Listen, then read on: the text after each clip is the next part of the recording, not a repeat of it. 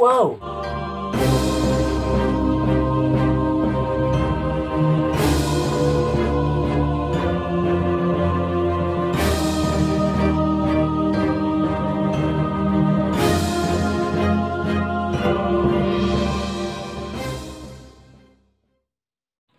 Oke teman-teman, assalamualaikum warahmatullahi wabarakatuh. Balik lagi ke Ardi Reptile Channel. Nah, kali ini gue akan membahas tentang sebuah kelahiran baru dari spesies ular yang pernah gue angkat di beberapa konten gue sebelumnya, ya. Tapi sebelum itu, gue mau ngucapin terima kasih dulu buat Irfan Hakim dari The Hakim Channel. Bajunya udah sampai. Jarang-jarang gue pakai baju warna putih, jadi terlihat lebih putih sedikit kan. Thank you banget Irfan. Ini juga belakangnya namanya Arbi. Tuh, ya kan?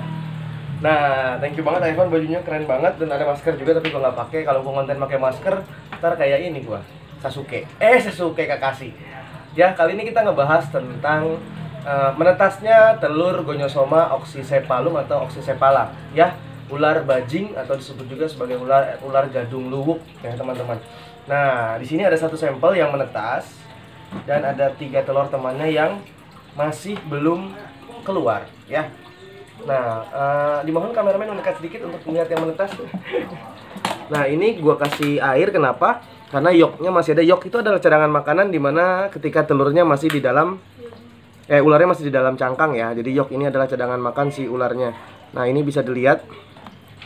Ini belum copot yolknya tuh, tapi nanti dia akan copot dengan sendirinya. Atau kalau manusia ini ari-ari ya, teman-teman, atau cadangan makanan ketika bayi.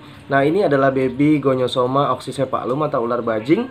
Disebut juga sebagai ular gadung luwuk atau green racer snake, ya.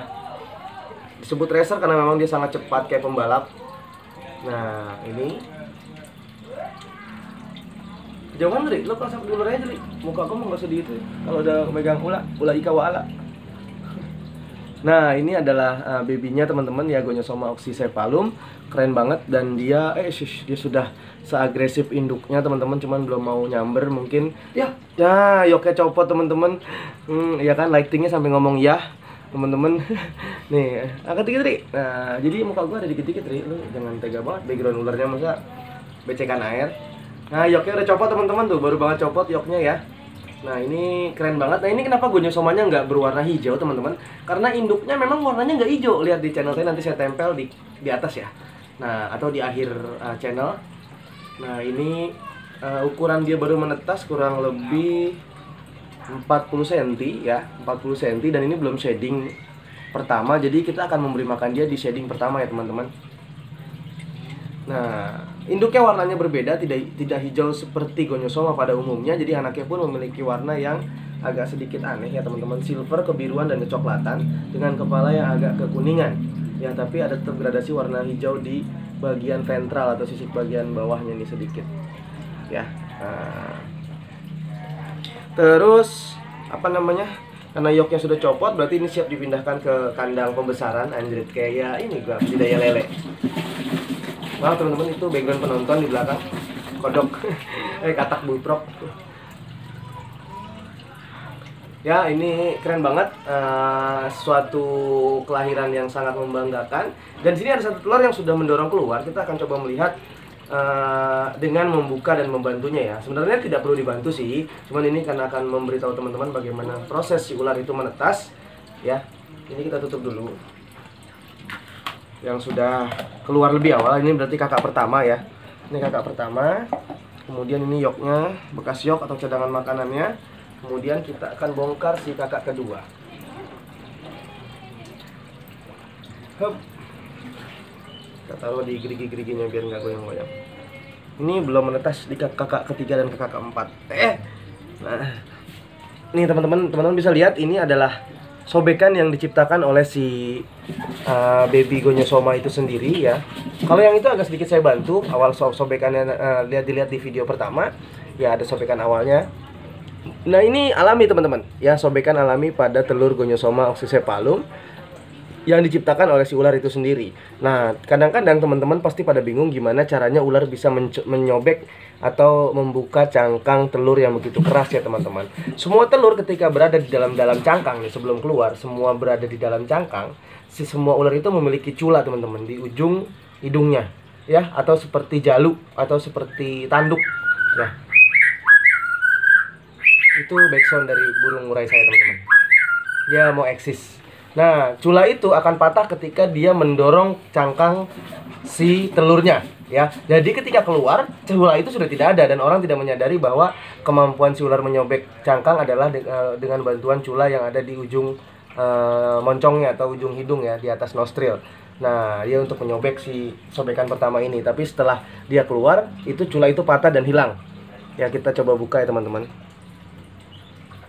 Adegan berbahaya ini. Wow. Wow. Albino teman-teman. Tapi bohong. Nah, ini si adiknya berarti ya, telur yang setelah telur itu kita akan bongkar. Tapi hati-hati ya teman-teman, karena bisa menggunting si ular di dalamnya. Harusnya dengan silet operasi. Cuman silet operasi sekarang kan sudah susah teman-teman nyarinya, apalagi semenjak virus corona. Kita tidak bisa sembarangan membeli alat kedokteran. Kita lihat apakah dia masih ada yolknya atau tidak. No, sini. Nah, ini teman-teman. No, lihat. Nah, kelihatan kan? Kelihatan. Nggak bisa terlalu dekat di kamera gua. Kalau terlalu dekat nggak bisa dapet fokusnya. Nah, ya teman-teman, ini adalah telur Gonyosoma oxycephalum yang sudah siap keluar dari cangkang. Nah, ini yang disebut dengan berkembang biak dengan cara oviparus atau bertelur ya teman-teman.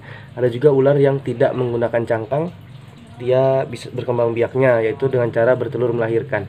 Jadi si anak hanya diselubungi oleh plasenta berwarna bening, tapi inkubatornya dalam perut si induk. Kita akan keluarin dia.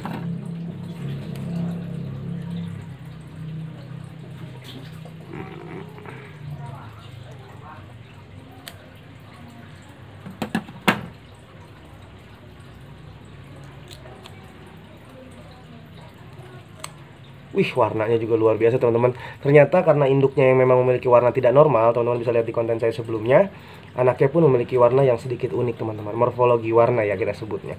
Nah, ini bisa disebabkan karena tekanan lingkungan dan akhirnya menjadi suatu genetik yang turun-temurun teman-teman, atau disebut dengan dominan ya warnanya.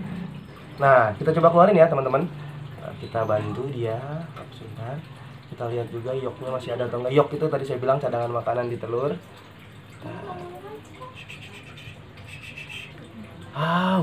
Wow. Nah, ini yolknya sudah habis teman-teman. Berarti lebih bagus yang ini ya. Dan ini warnanya biru teman-teman. Jos. Mantap. Wow. Dia sudah agresif induknya teman-teman. Sini deketan dikit, Ri. Biar warna birunya dapat. Lighting tolong didekati boleh biar sedikit warna birunya kelihatan. Nah, lihat teman-teman. Wow, dia sudah galak seperti induknya teman-teman. Tapi saya nggak takut kok segede gini. Gigitnya nggak sakit. Yang biang gue takut. Nah, ini teman-teman lihat warnanya kebiruan, dan ini benar-benar ari-arinya habis. Jadi itu bisa kita sebut tadi prematur ya, karena yolknya masih tersisa cukup banyak. Nah, ini lihat teman-teman. Ini anak kedua dari bapak yang sama. Salah.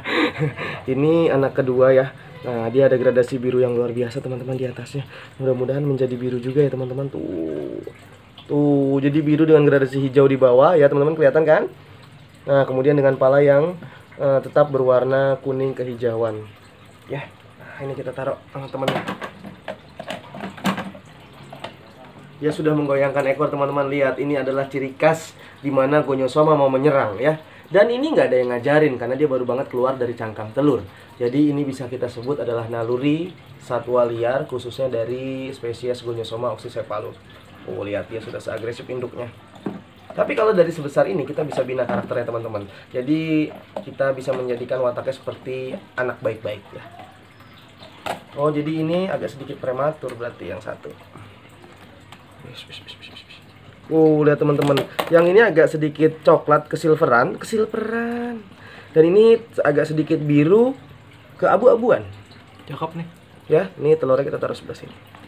Teman-teman bisa lihat 2 ekor anak Gonyosoma oxycephalum. Yang ini udah sensi karena ini lebih sehat ya berarti, karena lebih tua di dalam cangkang dan dia mencoba membukanya sendiri cangkangnya dibandingkan yang ini. Pernah saya bantu, tapi dia akhirnya berhasil selamat juga. Nah, ini baru 2 ya, dan ini 2 telur ini belum ada gejala-gejala mau menetas ya. Tadi tolong dari atas nih. Nah, yang ini nanti kita lihat sampai dia agak sedikit menyobek, karena kasihan kalau kita angkat masih ada cula di ininya belum patah. Oh, ini pasti udah patah karena udah sobek si cangkangnya. Ya, ini keren ya. Saya dapat hadiah lagi dari Tuhan Yang Maha Esa, teman-teman, karena sempat ularnya induknya di sini, atau ini bisa saya bilang adalah captive hatch ya, karena saya dapat induk dalam kondisi hamil di alam ya, tanpa adanya proses pernikahan di KUA ya, sampai akhirnya saya berhasil menginkubator dua ekor anaknya yang sudah menetas, dan ada 2 telur lagi yang belum menetas. Nah, ini adalah proses bagaimana cara ular bajing ini menetas ya, teman-teman. Teman-teman maaf banget baru cuma bisa melihat 2, kemungkinan 2 itu nanti saya akan tambahkan sedikit di channel selanjutnya ya, atau di konten selanjutnya. Ya, itu adalah sedikit pengetahuan teman-teman tentang bagaimana proses menetasnya 2 ekor baby Gonyosoma oxycephalum, dan dia masih penuh dengan lendir, teman-teman. Lendir. Ya. Ini bisnis lendir. Juragan lendir. Ya, ini lihat dia banyak banget lendir yang baunya cukup amis, teman-teman. Dan tapi Gonyosoma sudah mengeluarkan bau memang dari dia menetas ya. Lihat warna biru dan coklat 2 ekor ini. Karena dia menetas pertama, jadi saya kasih nama kakak pertama dan kakak kedua ya. Jadi pada bingung loh pakai nama macam-macam. Oh, Sunggokong. ya. Sama Patkai. 2 licin banget, teman-teman. Saya kayak megang belut. Ya, karena dia masih punya cairan dari dalam cangkang telurnya. Dua-duanya sudah mulai menggoyangkan ekor, atau itulah ciri khas Gonyosoma ya. Nah, oke teman-teman, sudah paham kan? Nah, dan ini terima kasih banget, ini inkubatornya berhasil, dan saya berhasil menetaskan 2 individu dari ular bajing atau ular gadung luwuk. Ya, sampai sini dulu edukasi tentang proses menetasnya ular bajing atau ular gadung luwuk atau Gonyosoma oxycephalum. Dan jangan lupa like, komen, dan subscribe di RB Reptile Channel, dan terus bantu RB Reptile Channel. Lagi-lagi saya butuh jempol Anda, karena jempol Anda adalah bahan bakar channel saya. Sampai sini dulu. Wassalamualaikum warahmatullahi wabarakatuh. Waalaikumsalam warahmatullahi wabarakatuh. Mau mana nih?